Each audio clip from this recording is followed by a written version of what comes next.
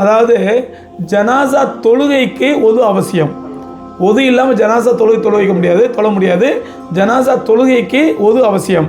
ஒரு ஜனாசாவை பார்த்துட்டு வர்றோம், மையத்து வீட்டுக்கு போயிட்டு வர்றோம், வந்தோடனே குளிக்கணுமா, அது வந்தோடனே ஒது செய்யணுமா, அப்படி எந்த மார்க்கமும் கிடையாது. ஒது செய்யணும் அவசியம் கிடையாது, குளிக்கணும் அவசியம் கிடையாது. ரசூலுல்லாஹ் சொன்னாங்க, மன் கஸ்ஸலல் மையத்த ஃபல்யக்தஸில், யார் ஜனாசாவை குளிப்பாட்டினார்களோ அவர்கள் குளித்து கொள்ளட்டும் ரசூலுல்லாஹ் சொன்னாங்க. ஜனாசா குளிப்பாட்டினோம்னாக்கா, நம்ம குளிப்பாட்டுறோம், பக்கத்தில் நிற்கிறோம், அதில் தண்ணி எடுத்து கொடுக்குறோம், ஹெல்ப் பண்ணுறோம், அந்த குளிப்பாட்டின வேலையை செஞ்சால் அதுக்கப்புறம் குளிச்சுக்கிறது சுன்னத்து, ஃபர்து இல்லை, வாஜிப் இல்லை, குளிச்சுக்கிறது சுன்னத்து. ஜனாசா தொழுகையில் கலந்துக்கிறதுக்கு ஒரு வாஜிபு. ஜனாசா வீட்டுக்கு போயிட்டு வந்தாலோ, ஜனாசா தூக்கிட்டு போகிறோம், ஜனாசா தூக்கிட்டு போனாலோ அல்ல கபருக்குள்ளே இறக்கினாலோ இதுக்கெல்லாம் ஒதுவும் வாஜிப்பு கிடையாது, குளிப்பும் வாஜிப்பு கிடையாது. ரசூலுல்லாஹ் சொன்ன ஜனாசாவை குளிப்பாட்டினால் மட்டும் குளித்து கொள்ளுங்கள், அது சுன்னத்துன்றாங்க.